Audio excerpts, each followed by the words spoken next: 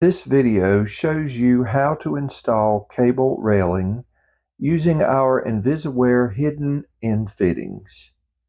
Invisiware gives you a clean look with minimal hardware on the face of the post. The fitting tucks inside. You'll need a Sharpie, tape measure, cutter, crimper, anti-seize, vice grip, and a 3/16 inch Allen wrench. Your post should already be drilled, a 1/4 inch hole through each intermediate post, if you have them, and a 15-30 seconds hole in each end post. If you haven't drilled yet, watch our drill template video first. Invisiware has two parts, the stud, which crimps onto the cable, and the barrel, which seats in the post. Whenever you crimp a stud, keep the crimp part flush to the end of the cable and the threads facing the cable side.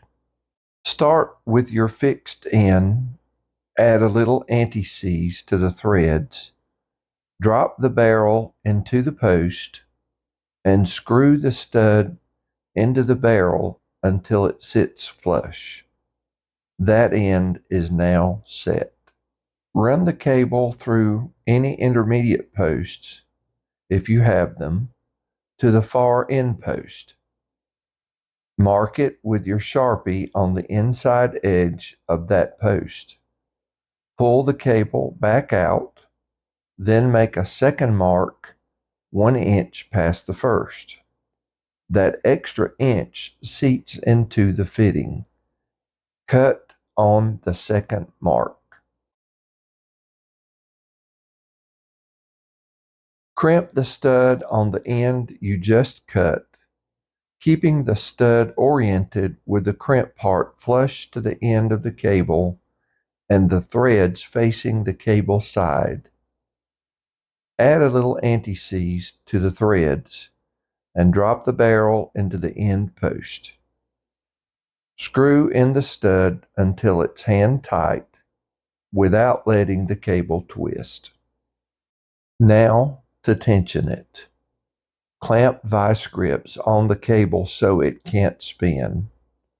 Put your 3/16 Allen wrench into the barrel and turn clockwise until the cable is tight. If you use a drill, keep it slow. Spinning it fast heats the stainless and can seize the threads. Repeat for both sides on every cable in the run, keeping your tension consistent, and you're done. A clean, tight railing with minimal exposed fitting.